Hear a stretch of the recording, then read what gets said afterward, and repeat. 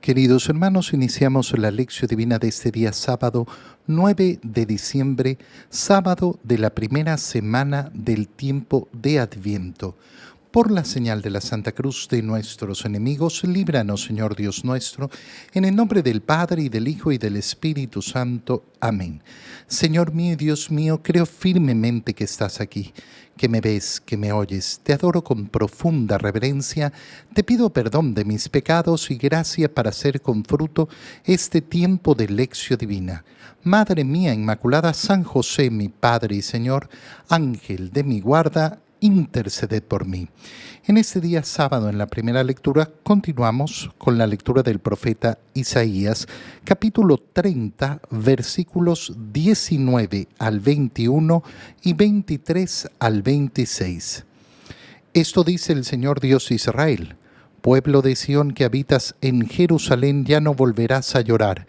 El Señor misericordioso, al oír tus gemidos, se apiadará de ti y te responderá apenas te oiga. Aunque te dé el pan de las adversidades y el agua de la congoja, ya no se esconderá el que te instruye, tus ojos lo verán. Con tus oídos oirás detrás de ti una voz que te dirá: este es el camino, síguelo sin desviarte, ni a la derecha ni a la izquierda. El Señor mandará su lluvia para la semilla que siembres, y el pan que producirá la tierra será abundante y sustancioso.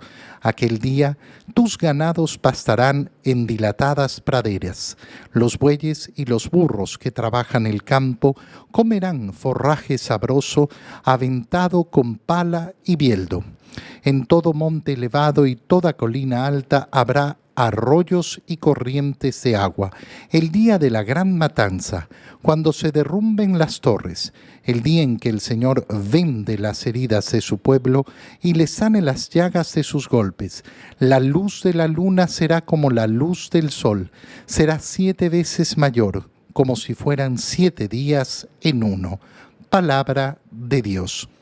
Tenemos que recordar que lo que leemos en el libro del profeta Isaías apunta a esa realidad última que nos promete el Señor, y que estamos realizando estas lecturas en el tiempo de Adviento justamente por eso, porque el tiempo de Adviento es primariamente poner nuestro corazón en el deseo ardiente de la segunda venida del Señor.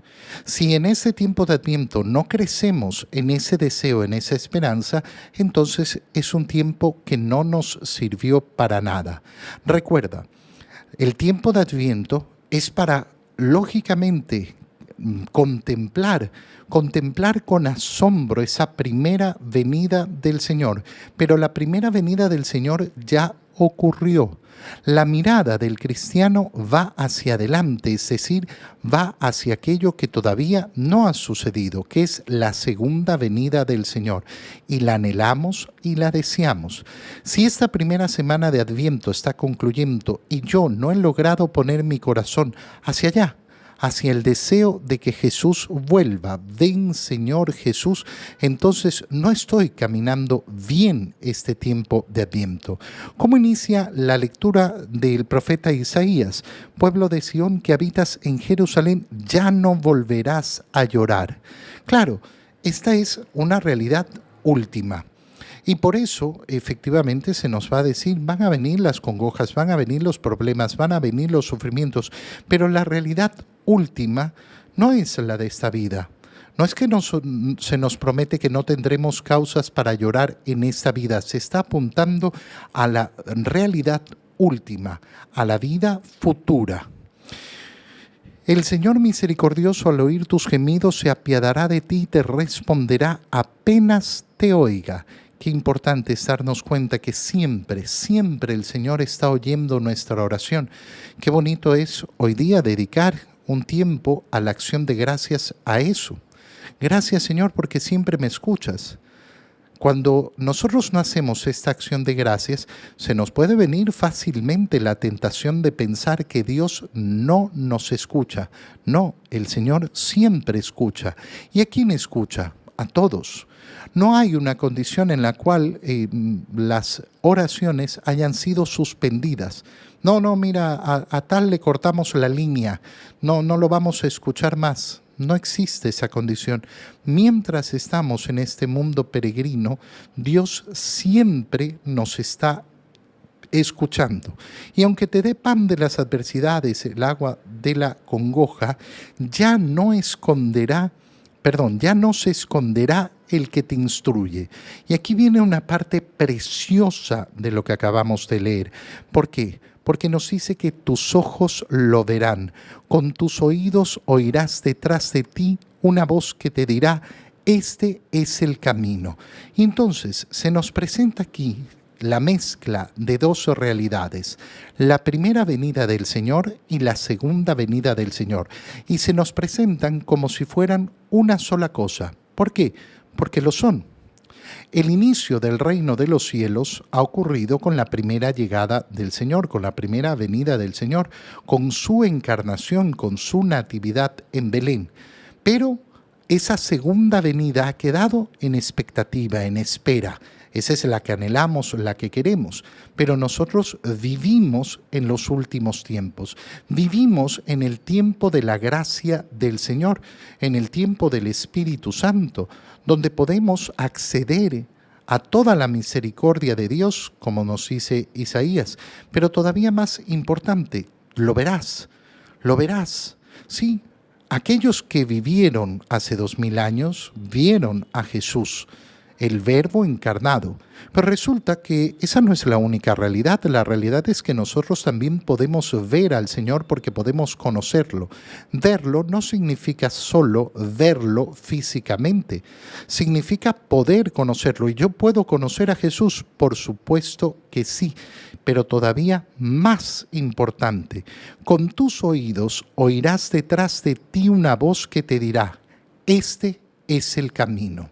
Claro, yo puedo conocer a Jesús, es decir, que lo puedo ver, pero además, qué importante saber que no es simplemente mirarlo, que me ha hablado para decirme, este es el camino, síguelo sin desviarte ni a la derecha ni a la izquierda.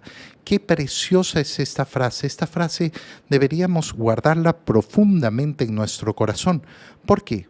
Porque nos muestra la profundidad del amor de Dios.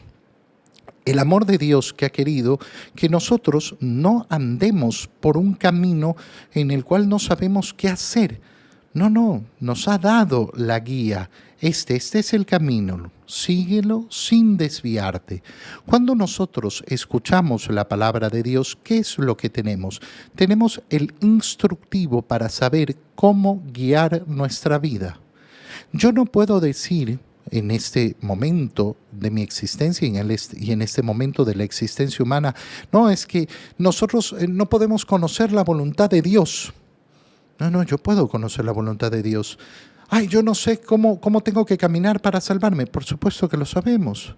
El Señor nos ha dado los lineamientos clarísimos. Lo que pasa es que no los queremos muchas veces escuchar. El camino hacia la felicidad, el camino hacia la victoria, el Señor nos lo ha marcado, no tenemos que descubrirlo. Tenemos que seguirlo, tenemos que hacerle caso a su palabra. Ya antes de ayer meditábamos justamente sobre eso. Es decir, cómo el Señor efectivamente nos ha hablado y nosotros tenemos que escucharlo. Bueno, nos habla y nos muestra el camino. ¿Qué tengo que hacer? No te desvíes, no te vayas ni para un lado ni para el otro. Entonces, si haces eso, el Señor te dará lo que necesitas para avanzar. ¿Qué es lo que necesito? Ay, yo necesito la gran abundancia. No, necesito andar por el camino y sobrevivir en este camino de la vida. Y el Señor me ha prometido efectivamente darme lo que necesito, no aquello que puede desear mi corazón con egoísmo o que puede desear mi corazón con envidia hacia los demás. En todo monte elevado y toda colina alta habrá arroyos y corrientes de agua el día de la gran matanza, cuando se derrumben las torres. El día en que el Señor vende las heridas de su pueblo, es decir, cuando venga a sanar y le sane las llagas de sus golpes, la luz de la luna será como luz del sol. Y volvemos entonces de nuevo a esa realidad última, no a la realidad intermedia en la cual estamos nosotros, sino de nuevo vuelve a esa realidad última en la cual se nos promete la luz plena. En este camino peregrino tenemos claro cómo podemos avanzar, pero la promesa final del Señor es ir mucho más allá. No habrá solo un poquito de luz para iluminar nuestro camino, sino que gozaremos de la plenitud de la luz del Señor. En el Evangelio, leemos el Evangelio de San Mateo, capítulo 9, versículos 35 hasta el capítulo 10, versículo 1 y 6 al 8. En aquel tiempo Jesús recorría todas las ciudades y los pueblos enseñando en las sinagogas, predicando el evangelio del reino y curando toda enfermedad y dolencia. Al ver a las multitudes se compadecía de ellas porque estaban extenuadas y desamparadas, como ovejas sin pastor. Entonces dijo a sus discípulos: la cosecha es mucha y los trabajadores pocos. Rueguen por tanto al dueño de la mies que envíe trabajadores a sus campos. Después, llamando a sus 12 discípulos, les dio poder para expulsar a los espíritus impuros y curar toda clase de enfermedades y dolencias. Les dijo: vayan en busca de las ovejas perdidas de la casa de Israel. Vayan y proclamen por el camino que ya se acerca el reino de los cielos. Curen a los leprosos y demás enfermos, resuciten a los muertos y echen fuera a los demonios. Gratuitamente han recibido este poder, ejérzanlo pues gratuitamente. Palabra del Señor. El Evangelio nos muestra hoy ese envío misionero que hace el Señor con sus discípulos. Pero antes de llegar a ese envío, el Señor muestra con el ejemplo qué es lo que sus discípulos tienen que hacer. ¿Qué hace Jesús? Recorre las ciudades y los pueblos enseñando, predicando el Evangelio del reino. Y en segundo lugar, curando toda enfermedad y dolencia. Predicar el Evangelio. Predicar el Evangelio va a ser exactamente lo que hemos leído en la primera lectura. Esa voz que nos indica cuál es el camino. Y nos dice: no te desvíes ni para la derecha ni para la izquierda. Predicar el Evangelio significa ese acto de compasión. Fíjate cómo continúa el Evangelio justamente diciéndonos eso. Al ver a las multitudes, se compadecía de ellas porque estaban extenuadas y desamparadas como ovejas sin pastor. ¿Qué es lo que hace el pastor con las ovejas? Mostrarles el camino, hacia dónde tienen que ir para conseguir la comida, hacia dónde tienen que ir para conseguir el refugio. Por tanto, se nos está hablando exactamente de la misma idea. La compasión más profunda no es la compasión que se preocupa de los bienes materiales, que es una compasión necesaria e importantísima. Pero una persona puede compadecerse de los bienes materiales que no tiene otra y nunca preocuparse de aquello que era todavía más importante. El camino que conduce a la felicidad eterna, el camino que conduce hacia la salvación. Yo tengo que hacer lo uno y lo otro. No puedo decir: ay no, yo solo predico el Evangelio, no me dedico a la caridad. No. Van unidos. Y no puedo decir lo otro tampoco: ay, yo me dedico a la caridad, pero no predico el Evangelio. Bueno, lo mismo hacen los paganos. Lo mismo hacen aquellos que no creen en Dios. Yo tengo que dedicarme a las dos cosas. Y entonces, viendo esta realidad, viendo que las multitudes están desamparadas como ovejas sin pastor, les dice: la cosecha es mucha y los trabajadores pocos. Rueguen al dueño de la mies que envíe trabajadores a sus campos. Preguntémonos: ¿Cómo estamos tú y yo en la oración por las vocaciones? Especialmente por las vocaciones sacerdotales, pero no solo por las vocaciones sacerdotales, sino también por las vocaciones religiosas y por las vocaciones matrimoniales. Oye, el ser pastores no es solo una condición de los sacerdotes, es una condición de todos los bautizados. Lógicamente que necesitamos sacerdotes y en primer lugar tenemos que pedir por eso, tenemos que pedir que haya muchos sacerdotes y sacerdotes santos. ¿Cómo estamos en esa oración?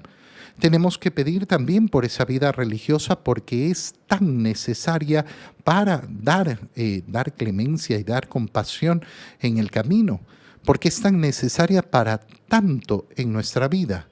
Y tenemos que pedir a esos pastores que son los esposos, los padres, la vocación al matrimonio.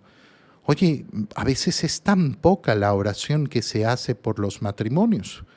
Yo a veces veo con horror cómo hay personas a las cuales incluso se las invita a un matrimonio y no van a la celebración del matrimonio, van a la fiesta. Oye, a mí me daría vergüenza aparecerme en una fiesta después de que me han invitado a un matrimonio, pero yo no quise ir ni siquiera a hacer un poquito de oración por esos esposos. Qué bello es rezar entonces por las vocaciones. Abrir el corazón a las vocaciones sacerdotales, a las vocaciones religiosas, pero también a esa vocación plena matrimonial. ¿Por qué?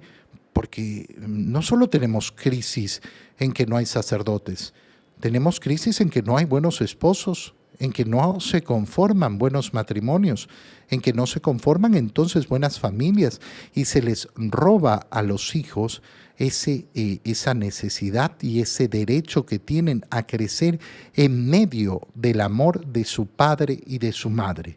Y entonces, después de esto, llama el Señor a sus 12 discípulos. Aquí viene el envío misionero. Y les dio poder para expulsar a los espíritus impuros y curar toda clase de enfermedades y dolencias. Qué bonito es ver cómo el Señor comparte aquello que le pertenece a Él. Él es el que tiene la potestad de expulsar a los espíritus impuros. Expulsar a los espíritus impuros no significa solo el acto de exorcismo, no significa solo eso. A veces no nos damos cuenta. La celebración de la Santa Misa, la oración comunitaria, la vida de piedad, la vida de sacrificio y mortificación son medios por los cuales se expulsa a los demonios. En la medida que se vive verdaderamente una vida cristiana, ¿qué es lo que ocurre? Que se protege y se expulsa al demonio. A mí cuando viene una persona y me dice, padre, es que en mi casa yo creo que hay un demonio metido. Bueno, ¿cómo viven en tu casa? Resulta que en tu casa no van a misa, resulta que en tu casa no hay oración, resulta que en tu casa Dios no es el invitado, Dios no es el que ilumina. Dios habla, pero no quiero escucharlo para seguir el camino que me muestra. Bueno, entonces no se produce efectivamente esa expulsión de los demonios. Y curar toda clase de enfermedades. A lo largo de los años, en la medida que la ciencia médica ha ido creciendo y ha ido mejorando, lógicamente que no se hace necesaria la potestad de curar enfermedades físicas, a pesar de que sigue existiendo. Y muchas veces se cura con la potestad del Señor. Pero el Señor dice toda clase de enfermedades. Las enfermedades físicas son una parte. Las enfermedades mentales son otra parte. Las enfermedades espirituales son otra parte.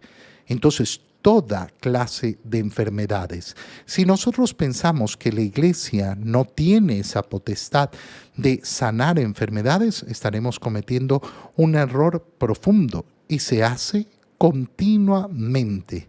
Vayan en busca de ¿quién? De las ovejas perdidas de la casa de Israel. El primer envío misionero va destinado a ese pueblo de Israel que era el pueblo elegido. Y proclamen por el camino que ya se acerca el reino de los cielos. Que se acerca el reino de los cielos, qué bonito es cuando efectivamente nos damos cuenta de que estamos caminando en este camino de Adviento pidiendo que venga el Señor. Te doy gracias, Dios mío, por los buenos propósitos, afectos e inspiraciones que me has comunicado en este tiempo de Lección Divina. Te pido ayuda para ponerlos por obra. Madre mía Inmaculada, San José, mi Padre y Señor, Ángel de mi guarda, interceded por mí. María, Madre de la Iglesia, ruega por nosotros. Queridos hermanos, reciban mi bendición en este día en el nombre del Padre, y del Hijo, y del Espíritu Santo. Amén. Un feliz día para todos.